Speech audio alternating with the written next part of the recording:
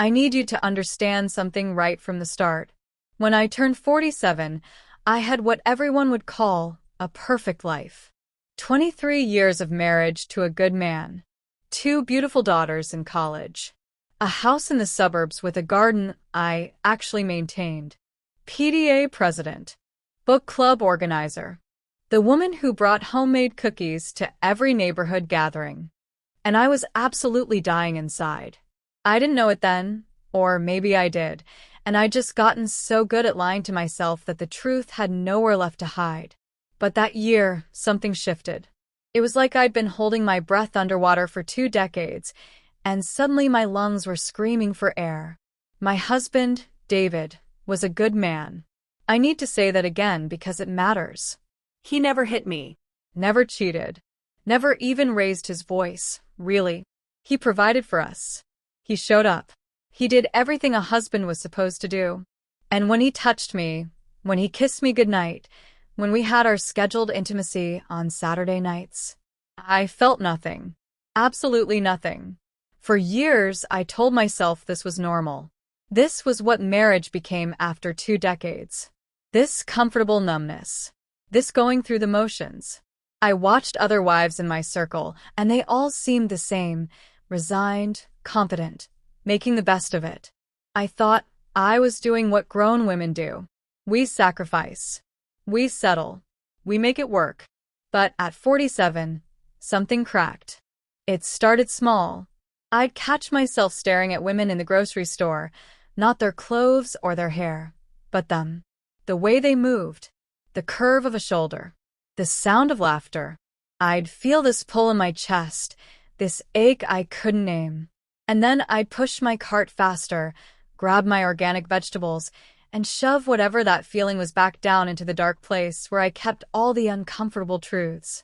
I started having these dreams. Vivid, visceral dreams that left me gasping awake at 3 in the morning, my heart pounding, David snoring peacefully beside me. Dreams about hands that weren't his, mouths that weren't his, softness where there had only been rough. And in these dreams, I wasn't the dutiful wife. I was alive. I was hungry. I was real. I'd lie there in the dark, staring at the ceiling, and think, what is wrong with me? Because that's what 47 years of heteronormativity does to you. It teaches you that any deviation from the script is a malfunction, a flaw, something to be fixed or hidden or prayed away. I'd grown up in the 80s and 90s, where being gay was still a punchline, still something whispered about, still a tragedy in every after-school special. I'd learned my role early. Find a man, marry him, have his children, be grateful. And I was grateful, wasn't I? The real breaking point came on a Tuesday. Such an ordinary day. I was folding laundry, David's boxers, my sensible cotton underwear, the girls' old t-shirts they'd left behind. The afternoon sun was streaming through the window, and I was doing exactly what I'd done 1,000 times before. And suddenly, I just stopped. I stood there with one of David's shirts in my hands, and I thought, I cannot do this for another 30 years. The thought terrified me.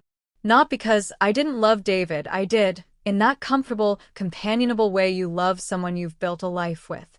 But because I realized standing in that laundry room that I had never been in love. Not once. Not ever. I had no idea what that felt like. I'd convinced myself that what I felt for David was enough. That the butterflies and passion were just Hollywood nonsense, immature fantasies. But at 47, surrounded by clean laundry and suburban silence, I finally admitted the truth. I had been sleepwalking through my own life. And the worst part? I didn't even know who I was underneath the roles. Underneath wife and mother and good Christian woman. If you stripped all that away, what was left? I was terrified the answer was nothing. That night at dinner, David was talking about refinancing the mortgage. The girls were texting about their upcoming finals. I was serving pot roast. And I looked around at this scene, this picture-perfect scene, and felt like I was watching it through glass. Like I was a stranger in my own life. Are you okay? David asked, noticing I'd gone quiet. I'm fine, I said automatically. The lie came so easily after all these years. Just tired. But I wasn't fine. I was 47 years old, and I was just beginning to realize that I had never, not once, been true to myself. And that realization, that absolute, crushing realization, was about to change everything. I just didn't know that the catalyst for my awakening was about to walk into my life in the form of a woman named Sarah, and that she would show me what it actually meant to be alive. Sarah moved in next door 3 weeks after my laundry room epiphany. I watched from my kitchen window as the moving truck pulled up, and when she stepped out of her car, something in my chest tightened in a way I'd never experienced before. She was 52, I'd learn later. Tall, with silver-streaked dark hair she wore in a short, almost boyish cut. She had laugh lines around her eyes and moved with this easy confidence that made me suddenly aware of how I held my own body, always careful, always contained, always taking up just the right amount of space. David and I went over with a casserole that evening, because that's what you do in the suburbs. You bring food. You welcome newcomers. You establish your place in the social hierarchy. Sarah Chung, she said, extending her hand. Her grip was firm, warm. She held on just a beat longer than necessary, and I felt that touch travel up my arm and settle somewhere behind my ribs. "This is so kind of you," she continued, taking the casserole. "I'm useless in the kitchen for at least a week after moving. Fair warning, I'm a disaster at domesticity." She laughed, and it was this full-bodied, unself-conscious sound. Not the careful, modulated laughter of the women in my circle. Not the laugh I'd perfected, the one that was pleasant but never too loud, never too much. "Are you here alone?" David asked. "Do you have a husband who needs help with the heavy stuff?" "Divorced," Sarah said simply. 5 years now. Best decision I ever made. And no husband. Never again." She grinned. "Men are great, but not for me anymore." There was something in the way she said it. Something coded that I couldn't quite grasp, but that made my pulse quicken. David didn't notice. He never noticed things like that. Over the next few weeks, Sarah became a fixture in my peripheral vision. I'd see her jogging in the mornings, just sports bra and shorts, completely unself-conscious. I'd see her working in her garden, dirt under her fingernails, face tilted toward the sun. I'd hear her playing music with her windows open. Old rock songs I'd loved as a teenager, but had stopped listening to somewhere along the way because David preferred classical. She was everything I wasn't. Unapologetic. Free. Authentic in a way I'd forgotten was possible. We started having coffee. It began innocently enough. She knocked on my door one Saturday morning, asking to borrow sugar. Such a cliché. But instead of just handing it to her, I invited her in. David was golfing. The girls were at school. The house was quiet. "Your home is beautiful," Sarah said, looking around. "Like something from a magazine." "Thank you," I said automatically. But the way she said it didn't quite sound like a compliment. "Does it ever feel like a museum?" she asked suddenly, those dark eyes meeting mine. "Like you're not allowed to actually live in it?" I should have been offended. Instead, I felt seen for the first time in years. "Yes," I whispered. "Yes, it does." That coffee turned into a weekly ritual. Then twice a week. Then nearly every day. We'd sit at my kitchen table, and Sarah would tell me about her life. Her marriage that had felt like suffocating, her messy divorce, her move to our neighborhood for a fresh start. She worked as a graphic designer from home, creating book covers and album art for independent artists. "I wasted so much time trying to be what everyone expected," she said one morning, wrapping her hands around her mug. "I was 35 before I even let myself consider that I might be attracted to women." 35. Can you imagine? My heart stopped. Actually stopped. "I married young," she continued, not noticing my reaction. "Thought that's what I was supposed to do. Thought maybe I'd grow into it. But you can't grow into something that was never right for you." "How did you know?" The question came out before I could stop it. That you liked women?" Sarah looked at me for a long moment. There was something knowing in her eyes, something gentle. "I felt alive for the first time," she said simply. "When I finally let myself acknowledge it, when I finally kissed a woman, it was like I'd been watching the world in black and white my entire life, and suddenly everything was in color." I couldn't speak, couldn't breathe. The kitchen felt too small, too hot. "Are you okay?" Sarah asked softly. "I need to tell you something," I said. But then David's car pulled into the driveway, and the moment shattered. "Rain check," Sarah said, standing. She squeezed my shoulder as she passed, and that simple touch burned through my shirt like a brand. That night, lying beside my husband in our marital bed, I finally let myself think the thought I'd been pushing away for months. I think I might be gay. And I think I might be falling in love with Sarah. The next few weeks were torture. Beautiful, exquisite torture. I became hyper-aware of everything about Sarah. The way she pushed her hair back when she was thinking. The curve of her neck.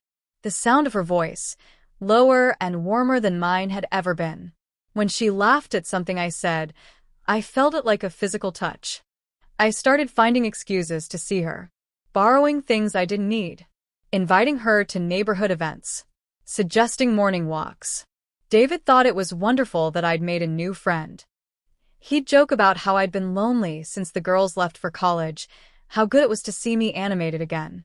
He had no idea that his wife was experiencing her first real crush at 47 years old. Because that's what this was, I finally admitted to myself. A crush. That giddy, terrifying, all-consuming feeling I'd read about in books and seen in movies but never actually experienced. When I was with Sarah, the world felt sharper. Colors were brighter. Food tasted better. I laughed more than I had in years. Real laughter, not the polite performance I'd perfected.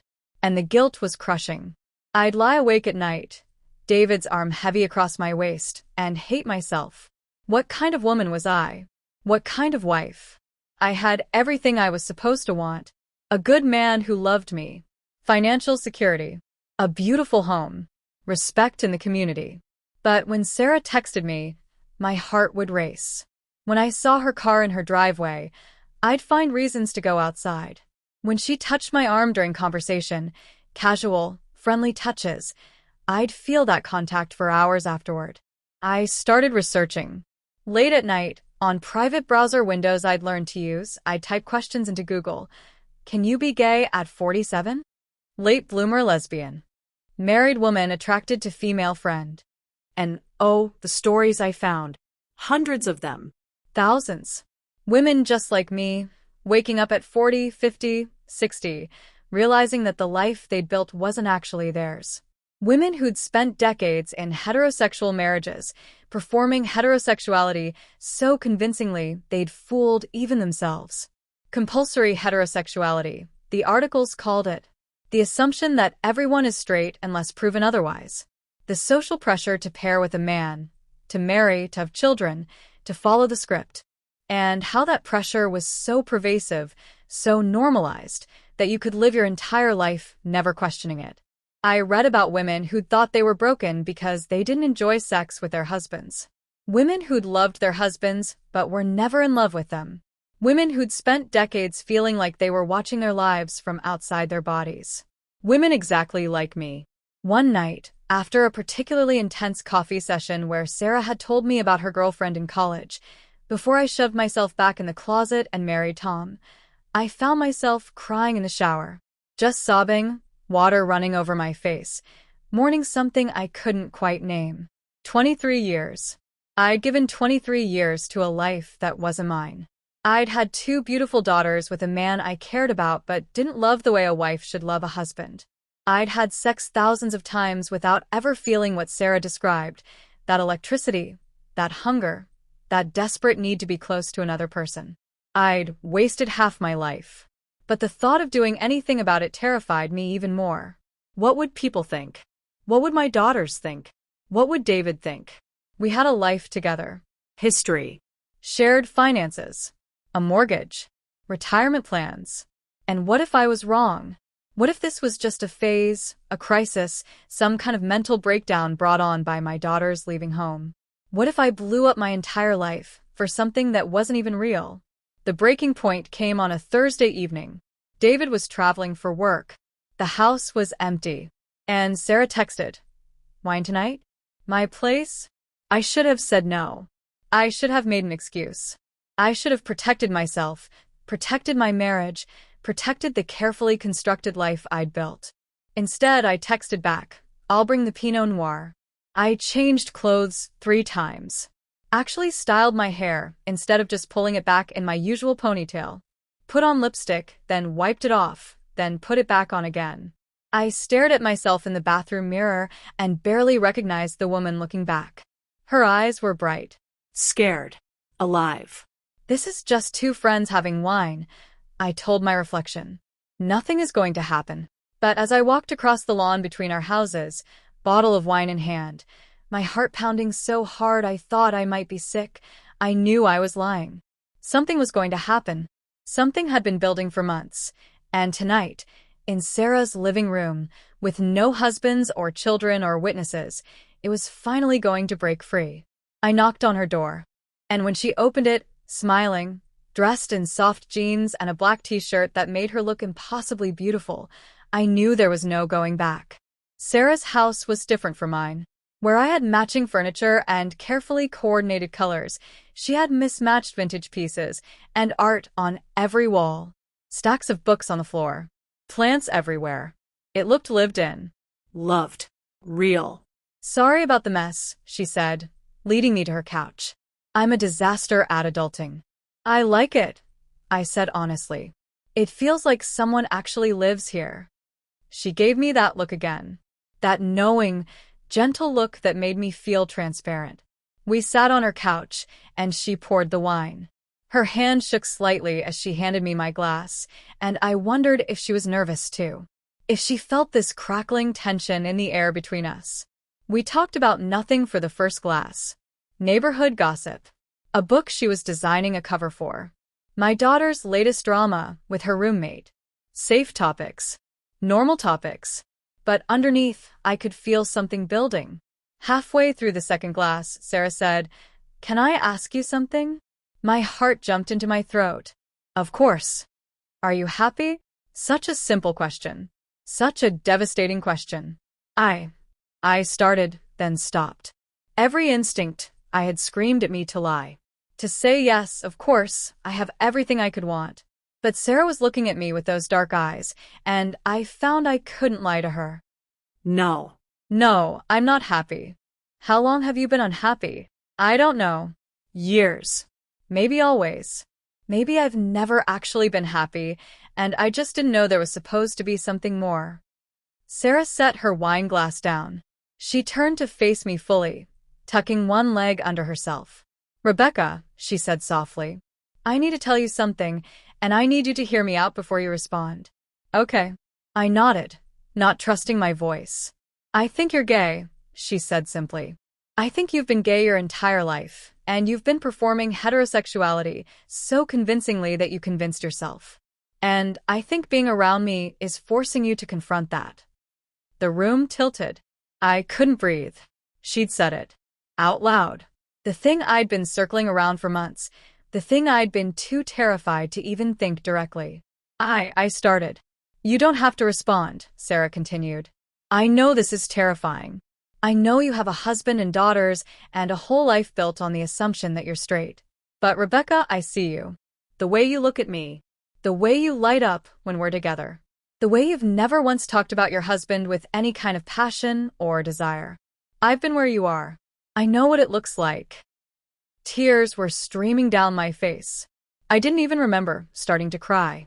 "I'm 47 years old," I whispered. I can't just now be figuring this out." "Why not?" Sarah asked gently. "Who made that rule? That you had to know by a certain age or it doesn't count?" "But David is a good man who deserves a wife who actually loves him the way a wife should. And you deserve to be with someone you actually want, not someone you settled for, because it's what you were supposed to do." "I don't know what I want," I said, But even as the words left my mouth, I knew they were a lie. Sarah reached out and took my hand. Her thumb traced circles on my palm, and I felt that touch everywhere. "What do you want right now?" she asked quietly.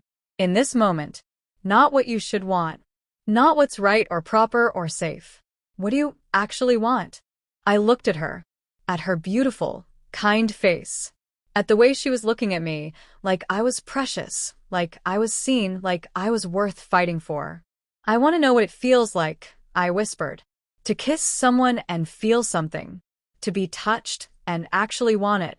I want to know if what I read in those books and see in those movies is real, or if I'm just broken and everyone's pretending."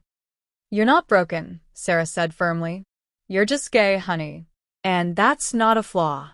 That's just who you are." "I'm scared," I admitted. "I know.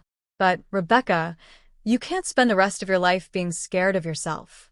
We sat there, hands joined, while my world reorganized itself around this new truth. I was gay. I was 47 years old, and I was gay. 23 years of marriage. 2 children. A whole life. And I was gay. "Can I kiss you?" Sarah asked. "You don't have to answer. You can say no. You can leave. But if you want to know what it feels like, I can show you." My entire body was shaking. This was it. This was the moment. If I leaned forward, if I let this happen, there would be no going back. My marriage would become a lie. My whole life would become a before and after. I leaned forward, and when Sarah's lips touched mine, the world caught fire. Nothing in my 47 years had prepared me for what that kiss felt like. It wasn't just physical, though God, the physical was overwhelming. Sarah's lips were soft in a way I'd never experienced. Her hands cupped my face gently, like I was something precious. When she deepened the kiss, I heard myself make a sound I'd never made before, desperate, hungry, alive. But it was more than that. It was like every cell in my body was waking up after decades of sleep. Like I'd been living in black and white, and someone had suddenly turned on the color. Like I'd been holding my breath my entire life, and was finally allowed to breathe. When we pulled apart, I was crying. Full-on sobbing. "Oh, honey," Sarah said, pulling me against her chest. I know. This is what it's supposed to feel like." I gasped between sobs. "This is what everyone else has been experiencing?" "Yes. I've been married for 23 years. I've had sex thousands of times. And I've never, not once, felt even a fraction of what I just felt in that kiss." Sarah stroked my hair, holding me while I fell apart. And I was falling apart. Everything I thought I knew about myself was crumbling. Every decision I'd made, every path I'd chosen, every moment of my life was suddenly cast in a different light. I'd been living a lie. For 47 years, I'd been living a lie. "I love him," I said, pulling back to look at Sarah. "I do love David. He's a good man. He's been good to me. But I've never been in love with him. I didn't even know that was supposed to be different." "I know," Sarah said gently. "That's what compulsory heterosexuality does. It teaches us to confuse companionship for love, safety for passion, contentment for happiness." "What do I do?" I asked. "Sarah, what do I do? I have a whole life, a marriage, Children. a reputation. What am I supposed to do with this?" "Whatever you need to do to be true to yourself," she said. "But, Rebecca, you don't have to decide everything tonight. You don't have to blow up your life tomorrow. You just need to acknowledge what this means." "It means I'm gay," I said. The words felt foreign in my mouth, like speaking a new language. "It means I'm 47 years old, and I'm gay, and I've wasted half my life." "You haven't wasted anything," Sarah said firmly. "You have 2 beautiful daughters. You have experiences and growth. You learn things. Just because it wasn't your authentic path doesn't mean it was wasted. It just means you're ready for a different chapter now." We talked until 2 in the morning. I told her things I'd never told anyone. About how sex with David always felt like a chore I was obligated to perform. About how I'd fake orgasms for years because it was easier than explaining that I felt nothing. About how I'd see beautiful women and feel this pull, this ache, and would immediately shame myself for it. About how I'd spent decades convinced there was something broken inside me, that I was defective somehow, that real women weren't supposed to feel this way. Every single thing you've described is textbook confet, Sarah said. Textbook late-blooming lesbian. You're not broken. You're not defective. You're just gay, honey. And you were so conditioned to be straight that you couldn't even see it. When I finally went home, sneaking across our lawns like a teenager, terrified someone would see, I stood in my bathroom and stared at myself in the mirror. Same face, same body, but everything was different. I touched my lips, remembering Sarah's kiss. And then I did something I'd never done before. I let myself imagine it, really imagine it, being with a woman, loving a woman, building a life with a woman. And for the first time in my life, when I imagined my future, I felt excited. I didn't sleep that night. I lay beside David, my husband of 23 years, and felt like a stranger in my own bed. His arm was around me, heavy and familiar, and all I could think was, I can't do this anymore. But the thought of what came next was terrifying. Telling David, telling my daughters, telling my parents, my siblings, my friends, watching my entire life unravel. Being labeled, being judged, being pitted or condemned or both. I thought about my daughters. Would they hate me? Would they think I was selfish? Would they be ashamed? I thought about my community. The church ladies who'd never understand. The neighbors who'd gossip. The friends who'd take David's side. I thought about starting over at 47. Dating as a baby gay. Figuring out who I was outside of wife and mother. Building a new identity from scratch. It was overwhelming. It was impossible. But then I remembered Sarah's kiss. Remembered what it felt like to be alive. To be seen. To be real. And I knew, lying there in the dark, that I couldn't go back. The door had opened, and I couldn't unknow what I now knew. I couldn't unfeel what I'd felt. I was gay. And somehow, someway, I was going to have to find the courage to live my truth. Even if it meant losing everything else. I lasted 2 weeks. 2 weeks of pretending everything was normal. 2 weeks of kissing David goodbye in the morning and feeling like a fraud. 2 weeks of making dinner and folding laundry and doing all the things I'd always done while inside I was screaming. Sarah gave me space. We texted, but carefully. Nothing that could be misconstrued. Nothing that betrayed what had happened between us. But I knew she was waiting. Patient, kind, but waiting. The breaking point came on a Sunday. We were at church. David and I had gone to the same church for 20 years, and the sermon was about marriage. About the sanctity of the union between man and woman. About how God designed marriage to be a reflection of Christ's love for the church. I sat there in the pew, hands folded in my lap, and felt nothing but rage. How dare they? How dare they tell me that my love, the first real love I'd ever felt, was wrong, was sinful, was somehow less than. How dare they build an entire theology on the idea that people like me didn't exist, or, if we did, we needed to be fixed. When we got home, David went to change out of his church clothes. And I just snapped. I need to tell you something, I said when he came back downstairs. He smiled, completely unsuspecting. What's up? I'm not happy, I said. I haven't been happy in a very long time. And I need you to know that it's not your fault. You've been a good husband. You've done everything right. But, David, I think I'm gay. The words hung in the air between us. I watched his face go through a series of transformations, confusion, disbelief, shock, hurt, anger. You think you're gay, he repeated flatly. After 23 years of marriage, after 2 children, you suddenly think you're gay. Not suddenly. I think I've always been gay. I just didn't let myself see it. Is this a joke? He was starting to get angry now. Is this some kind of midlife crisis? Because, Rebecca, this isn't funny. It's not a joke, I said quietly. I've been lying to myself, to both of us, for over 20 years. And I can't do it anymore. Is there someone else? I hesitated too long. His face changed. Jesus Christ, he said. There is someone else. Who is it? Is it that woman next door? Sarah? Nothing has happened, I said quickly, which was technically true. One kiss wasn't nothing, but we hadn't. We're friends. But being around her made me realize. Made you realize you want to throw away 23 years for what? Some fantasy? Some phase. It's not a phase, David. How do you know? He was shouting now. How do you know this isn't just some weird obsession? Some mental health thing you need to work through with a therapist? I kissed her, I said.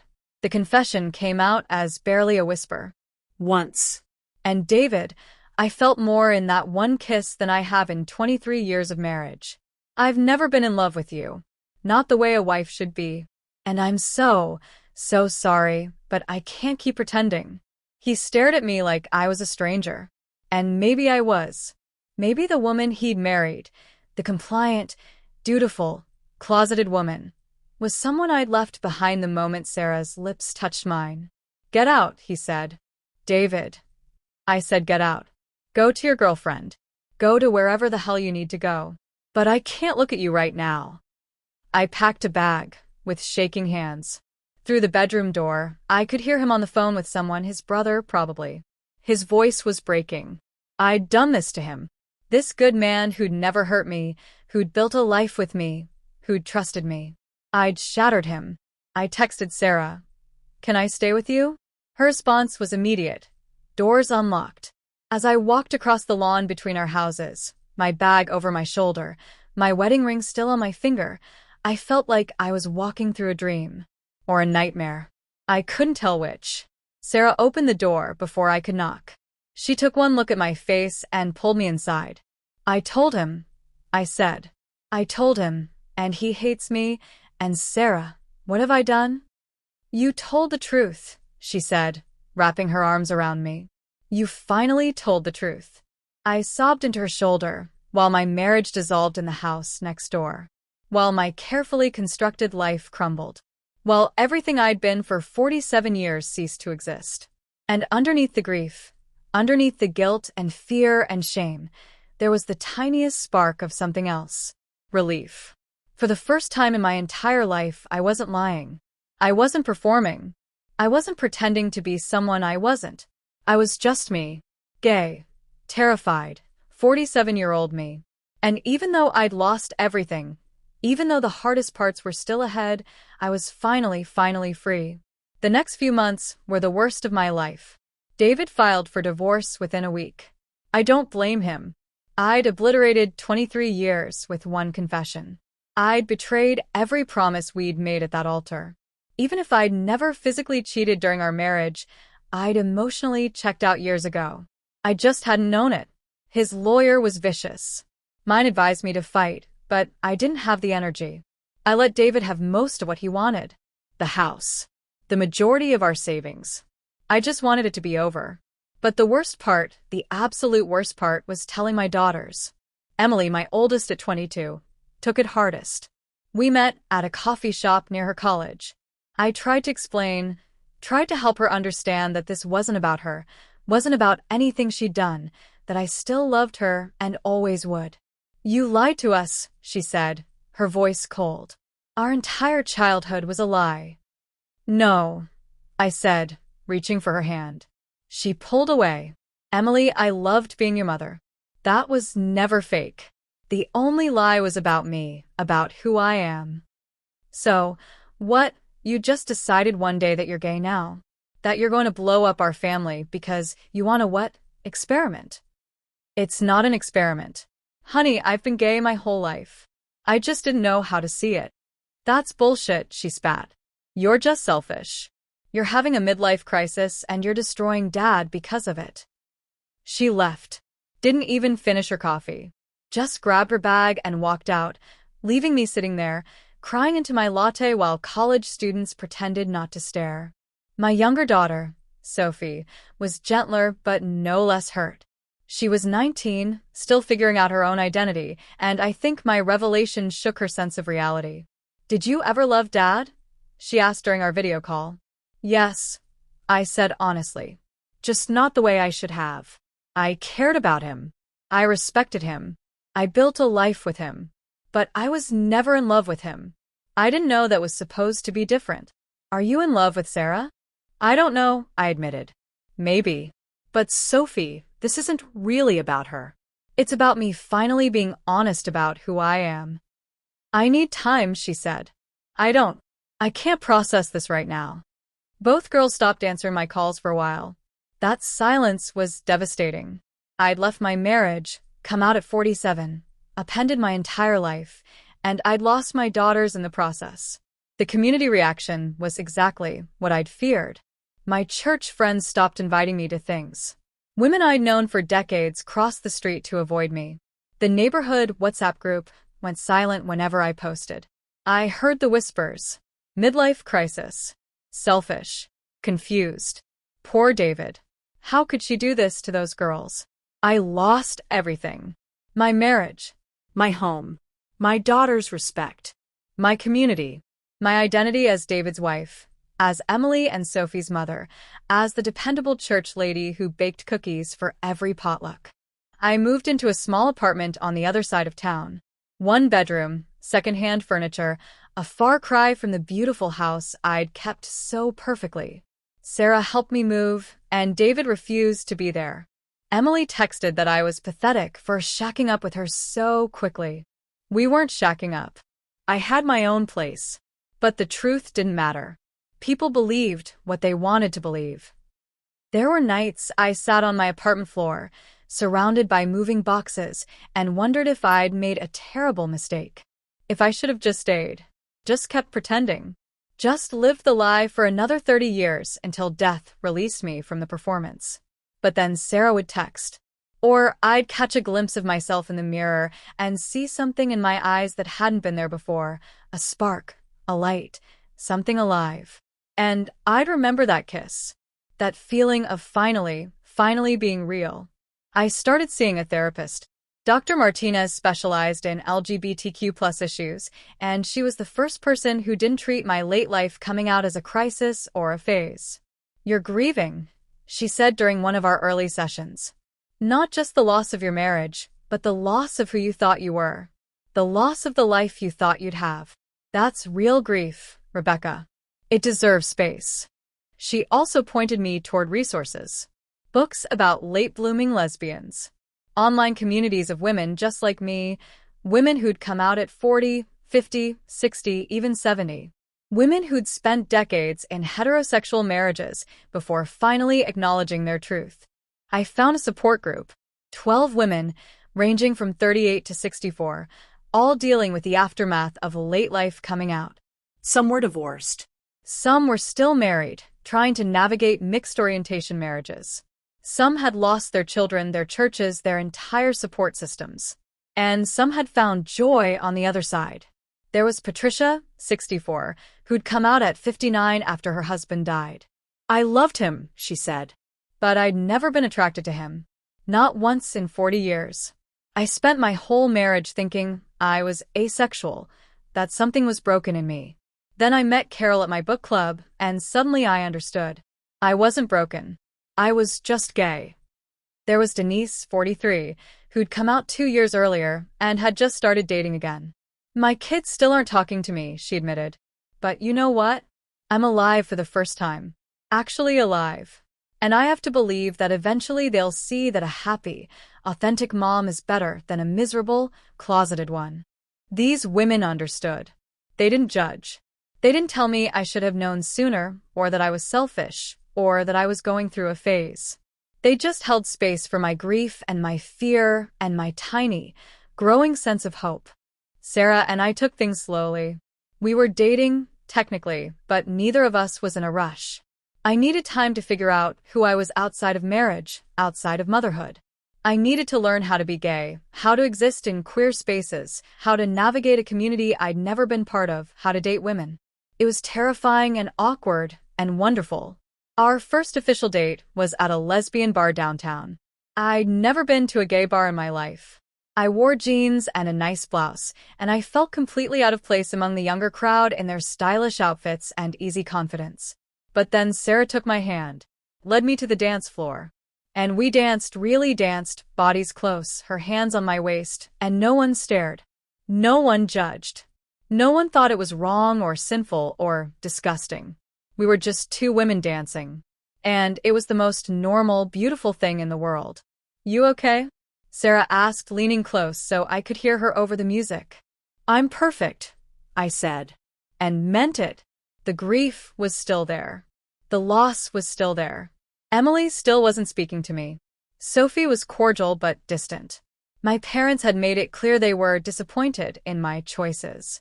But I was also, for the first time in 47 years, actually living my life.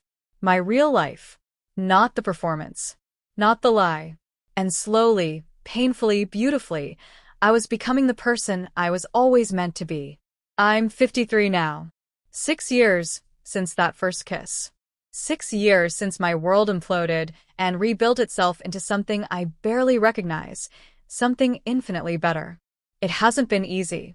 I won't lie to you and say that coming out at 47 was simple or that everything worked out perfectly. Life doesn't work that way, especially when you're dismantling decades of lies and conditioning. But I'm happy. Actually, genuinely bone-deep happy in a way I never even knew was possible. Sarah and I have been together for 5 years. We got married last summer, a small ceremony in her sister's backyard, surrounded by our chosen family. The lesbian support group I joined became some of my closest friends. Women who understood what it meant to lose everything and gain yourself. My relationship with my daughters is still complicated. Emily came around after about 3 years. She started therapy herself, dealing with her own issues around trust and family, and eventually reached out. We have coffee once a month now. It's not the relationship we had before, but it's honest. Real. She's even met Sarah a few times, though it's still awkward. Sophie was quicker to forgive. She's 25 now, and she told me last year that watching me choose myself taught her something important about authenticity. She's questioning her own sexuality now, and I like to think that my coming out gave her permission to explore who she really is. David remarried 2 years ago. A woman from his office. Nice, conventional, probably everything he wished I'd been. I'm genuinely happy for him. He deserves someone who can love him the way he needs to be loved. I just wasn't that person. I never could have been. I left the church. That was harder than leaving my marriage in some ways. I'd built my entire moral framework around Christianity, and suddenly I was being told by people I'd trusted for decades that I was sinful, broken, an abomination. I had to rebuild my spirituality from scratch. I still believe in God, but I found a new church, a progressive, affirming congregation that actually believes God loves me exactly as I am. My career changed too. I went back to school, got a degree in counseling. Now I work specifically with LGBTQ+ youth and late-blooming adults. I help people who are where I was, trapped in heterosexual lives, convinced they're broken, terrified of their own truth. It's the most meaningful work I've ever done. Last week, a 49-year-old woman came to my office. She'd been married for 26 years. 3 kids. Perfect suburban life. And she sat in my office and cried, saying the same things I'd said to my therapist 6 years ago.